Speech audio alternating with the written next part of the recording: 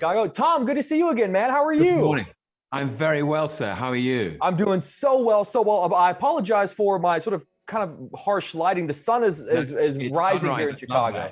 It's unreasonably early for you, I understand, and thank you for getting up to talk to Oh, me. absolutely. I am a morning show guy, man. This is par for the course for me. But seriously, so good to see you again, my friend. I have about four questions I want to try to burn through in our time together. You know, I got to say, one of the things that I most love about Loki is just sort of seeing how he reacts to certain situations. What is he going to do in any given moment? What's he going to say? So with that thought in mind, what is a moment within the MCU that Loki was not in that you would have loved to have seen him in, just to sort of see what he would say or how he would have reacted to it? Gosh, that's a good question.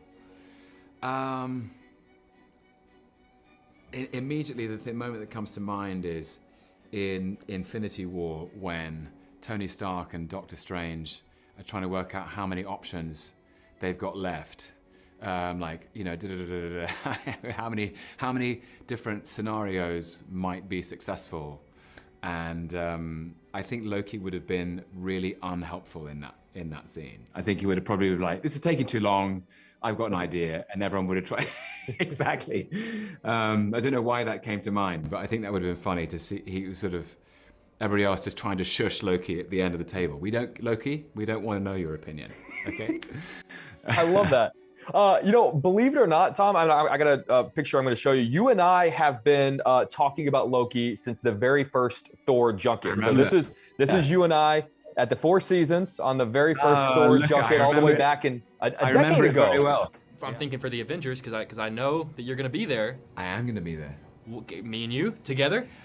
You know, that's a great idea. You know, obviously a lot has changed with yourself and with the character over the past 10 years. So I'm curious, what is the biggest difference between who you thought Loki was back in 2011 versus who you think Loki is today?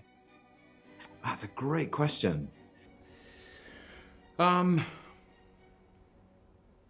suppose in 2011,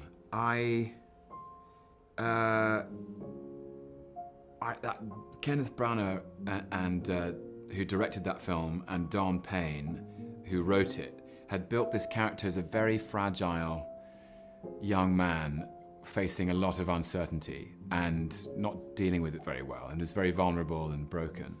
And I wondered if that would capture the imagination of the audience. And I suppose the difference is that I now know that lots of people have found that aspect of him really interesting, and also that over time he's become more self-aware. Perhaps, I don't know. Maybe that's just the nature of getting older. But yeah, I think that's it really.